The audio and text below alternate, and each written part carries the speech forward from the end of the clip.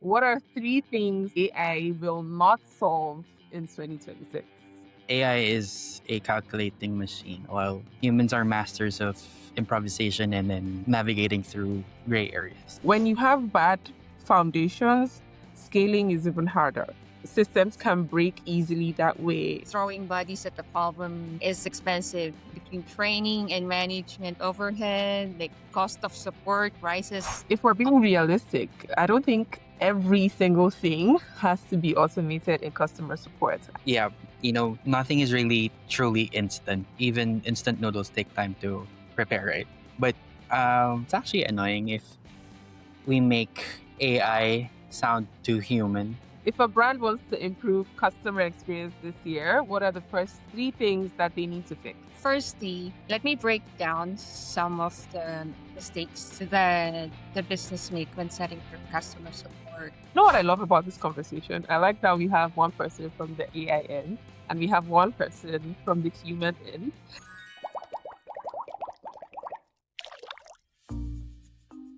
And we're live. Welcome to the LTV Plus podcast. Let's talk about CX. A lot of brands feel that customer support is just answering tickets, right? But the brands that actually have great experience and those that just have regular support, the difference is really in the foundations that you lay. So today we're going to be talking about the systems, the AI tools, the strategies, and everything else that creates seamless customer experiences. For my guest speakers, I have with me Miss Joan Aclan. She is a team leader here in our operations department. Hi, Joanne. Welcome. Hi, guys. Hi, Vanessa. Thank you. And I also have with me Mr. Vince Umali. He's our AI researcher here at the Business Technology Solutions Department at LTV Plus. Welcome, Vince. Thank you. Hey Vanessa, glad to be here. Yeah. So let's just get straight into it, right? From an operations perspective, what would you say are some of the biggest mistakes that brands make when they set up their customer support? Thank you, Vanessa. Well, firstly, let me break down some of the mistakes that the business make when setting for customer support. Firstly, understaffing. That will increase the waiting time for the customer. For us to be able to resolve the issue, there will be multiple follow-ups or back and forth of emails. Secondly, lack of ticketing system, like manual support via shared inboxes or spreadsheets, resulting to zero visibility. Like one agent is working on the same ticket and the other agent is already working on it. They lose the ability to track agent productivity that prevents collision. Now, thirdly, there's no SLA framework, treating every customer request with the same level of urgency. So some teams spend time with low value ticket or not that urgent the ticket concerns versus like with the concerns that may impact the business financially. For example, like if the customer placed the order by mistake, that may lead to chargebacks. For inadequate knowledge base, failing to document all the process. When a new teammate or seasonal player agent will come into the team, they'll not be able to utilize their resources to be able to answer the tickets on their own. And lastly, insufficient product training. Like they're only focusing on soft skills while ignoring the technical product knowledge. So this results for low productivity because with the new hires, there's the tendency that they will always ask questions. So, like for the senior agents, instead of their focusing on answering the tickets, they'll be focusing on answering the questions of the new hire. So now my follow-up question for that is, what does a good customer experience strategy really look like? Because many businesses seem to feel like they know what it should look like, but ideally they just end up answering tickets. For a good customer experience strategy, I think that data centralization, like single view, like everyone has access to the database. Because what's happening, like for my team, we have different departments who handles certain tasks. Like we have the customer service, we have the fulfillment, we have the inventory. It would be much easier or more efficient for someone to assist the customer and provide a great customer experience if we will have data centralization. And then, secondly, proactive feedback. Support data is used to fix the root cause. So this is where the customer support team should be coming in. Like if they already identified that, hey, this is the contact drivers that we have, and then we'll escalate it to the client so they can fix it. So instead of us being reactive, they can lessen the contact of the customer. Thirdly, agent empowerment. For example, client could have given us the authority that you don't really need to ask approval from us, so we can like resolve the issue quickly. And lastly, yes, providing a searchable knowledge base for the customer. So they don't need to contact the customer service if they're already aware of how to solve it. Okay, I think this is like an easy segue into your part of the conversation, Vince, because a lot of what Joanne is talking about, I think, also heavily depends on the systems that are put in place. So, in terms of automation systems or AI systems, what do you think some of the core building blocks are for modern customer support today? Yeah, thanks for the question. Yeah, Joan actually mentioned one of them, knowledge bases. Yeah, core building blocks of modern support. Back then we would only need a CRM tool or a ticketing system. But in 2026, we've moved from isolated tools to an integrated service. It's no longer a list of emails that you need to check. It's basically an orchestrator that routes tasks to the best agent or AI agent based on skill and sentiment. For omnichannel support, customer would reach out on Instagram and then moves to a voice AI agent and then finishes with a human without even repeating their order number or their concern.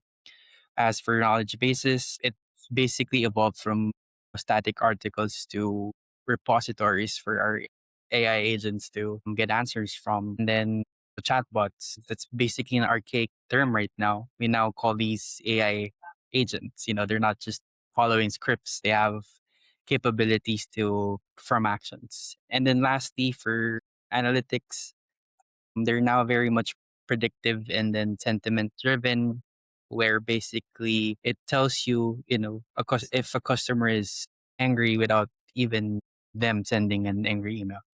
It's so interesting, right?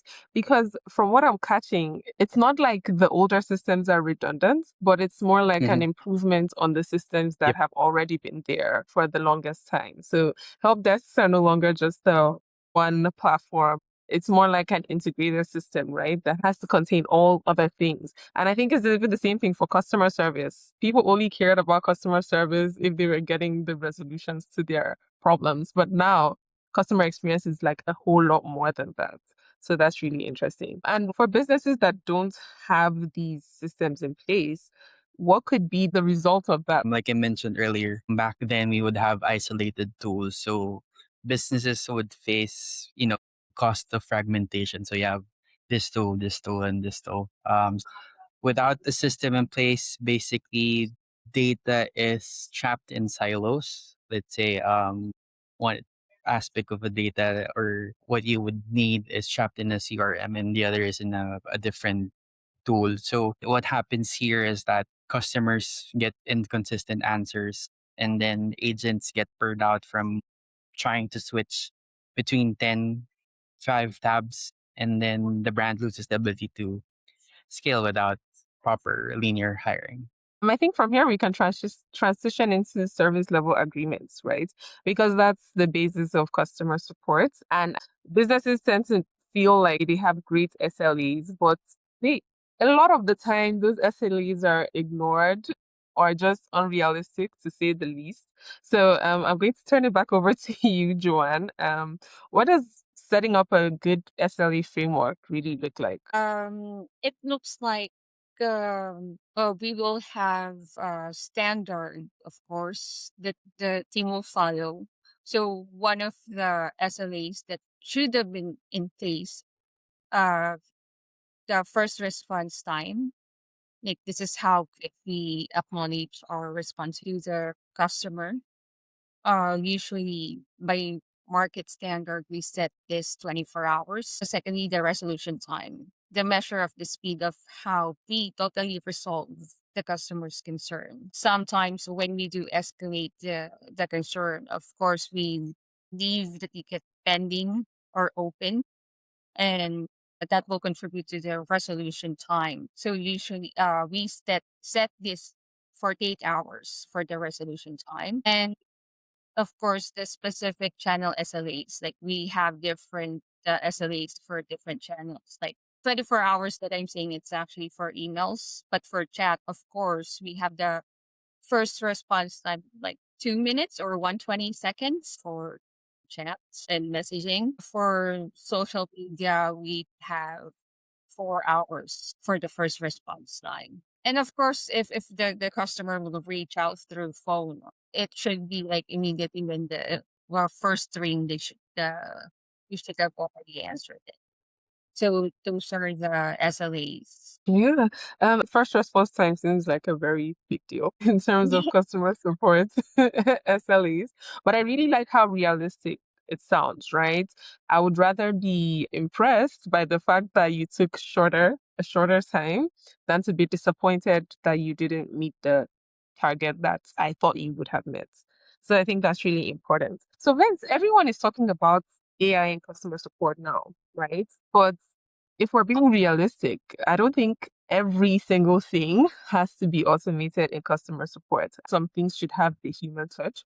So I'm curious to know what parts of the support process do you recommend for automation? Yeah, kind of a tricky question to answer because just coming from what I mentioned earlier about, how everything's just basically integrated. But for me, real world ROI in 2026 comes from basically automating high volume and low complexity tasks.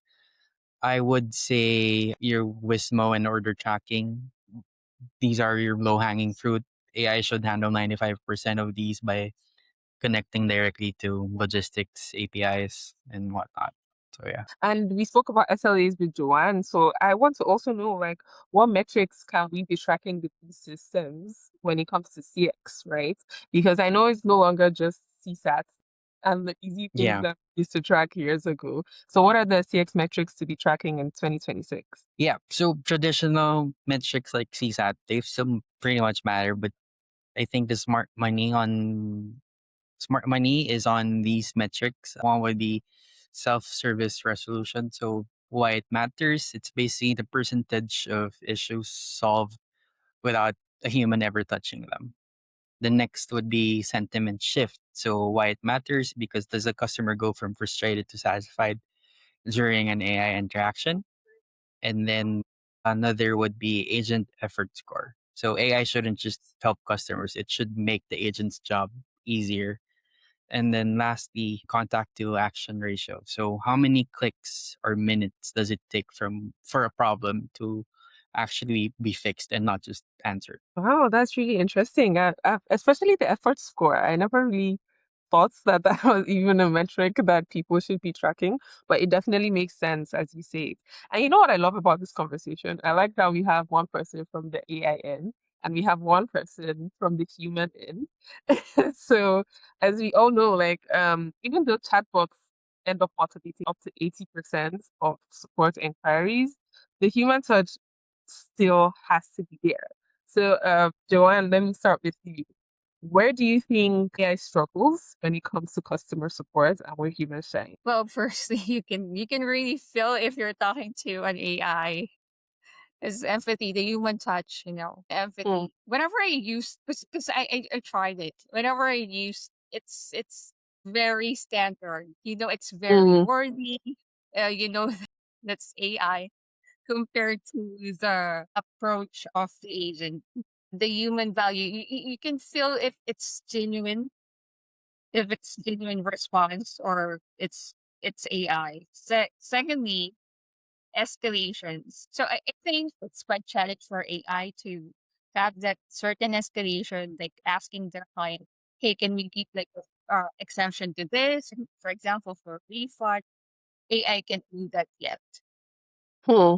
Thirdly, the complex problem solving. There's still like processes that we need to ask the client and how the process will be. Some they can break rules with their process. AI can do that. Yeah, those are the three things that AI struggles. Yeah, that's really interesting. And I think it's not to say that AI can't help these things, right? Because for responses, for example, AI can give suggestions for possible things to say or respond in certain situations, but they still can't understand the intent behind a lot of things, right?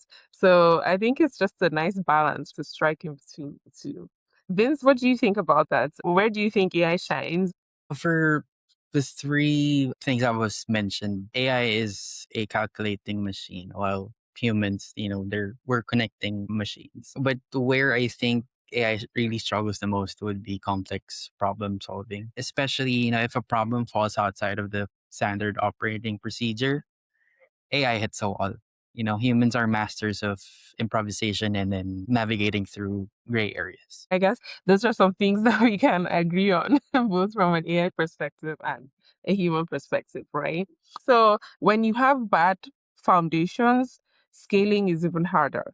Systems can break easily that way. What are some of the biggest customer support challenges you see with businesses that are trying to scale, Joanne? Well, we do have ticket volume spikes now. As the business grow, volume often increase faster than the staff can handle. So this create like ticket backlogs.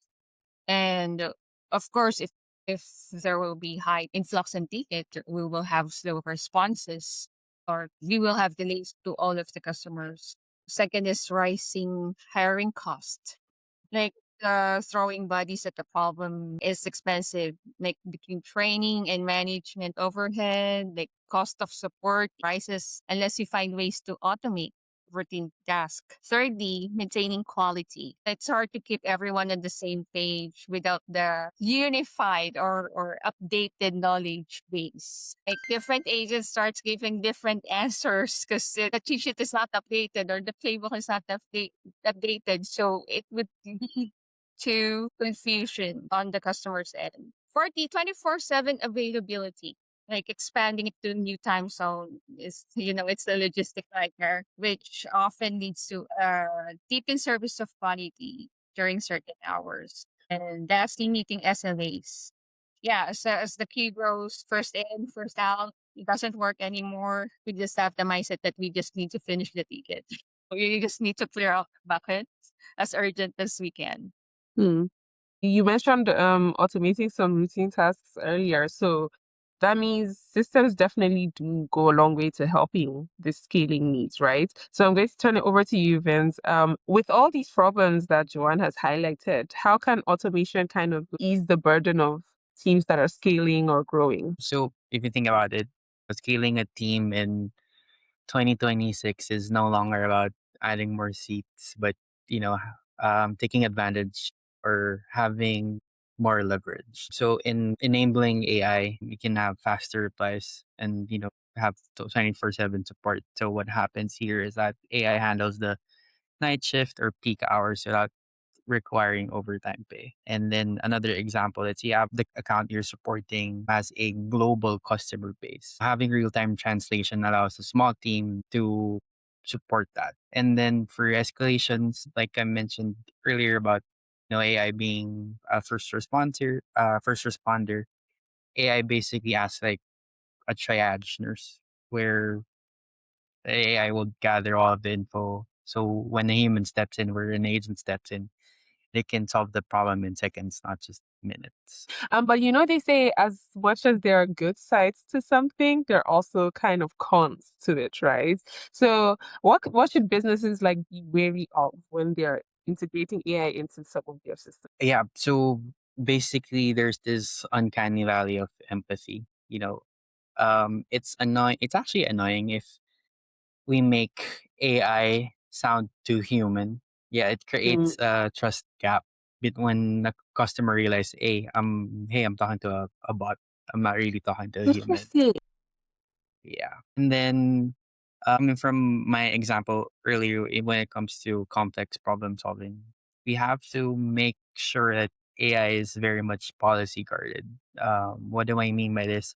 So AI is not perfect when you implement it. You have to teach it. You have to insert some knowledge bases. You have to insert some articles and all of those things because you don't want AI to accidentally, promise a customer 100% refund for a non-refundable item. Which is very risky. Very, very risky, right? AI hallucinations are still a thing. But what was interesting for me, what you said was not making your AI sound too human. That's so interesting because I think a lot of brands tend to lean more that way and they feel like the more human the AI sounds, the smarter it is. I could see how that could actually lead to like a breach of trust because I would hate it if I felt like I was talking to a human. And then there would be one red flag to make me just know that it's been an AI all this time. So that's really, really interesting. So we're just going to get into the rapid fire questions to like wrap this up. And so I'll start with you, Vince. What are three customer support AI systems that every e-commerce brand has to have in 2026? Number one would be a really powerful autonomous AI agent. So basically, what that means is that there's an AI agent that can actually edit orders and process returns, not just answer basic stuff. Second one would be an AI co-pilot for human agents. So basically, a co-pilot to assist with providing context. And then lastly, a health monitor, something that's very proactive. What do I mean by this? Basically, the AI will spot shipping delays and emails the customer even before they notice. And what are three customer support problems that AI will completely solve by this year? Yeah, number one, even nothing is really truly instant. Even instant noodles take time to prepare, right? So, but first answer would be the wait time. So instant responses will be basically your baseline. Number two would be language barriers. Speaking the same language will no longer be a hurdle for global brands. And the third one would be eliminating basic repetitive tasks. Hmm. Okay. And Joanne, it's your turn. Are you ready for the rapid fire? Okay, so my first question for you, if a brand wants to improve customer experience this year, what are the first three things that they need to fix? Firstly, seamless AI to human hands off. Thirdly, unified customer data or breaking silos. And thirdly, proactive engagement. Yes, proactive customer support is something you've mentioned so many times in this episode. So I know that's the one thing for sure. And what are three things that you know AI will not solve in 2026? Number one, creative problem solving. I mean, they can't do that in 2026. Vince may disagree with me. Secondly, authentic empathy, like what we've mentioned, emotional de-escalation. Yeah, AI may have challenges with that. And number three, organizational accountability. That's an interesting one, actually. This was such an insightful chat. Thank you so much for joining me for this podcast episode today. I'm sure our listeners are going to learn so much from you guys. And yeah, thank you so much. Bye. Thank you. Thank you, Vanessa. Thanks for having us.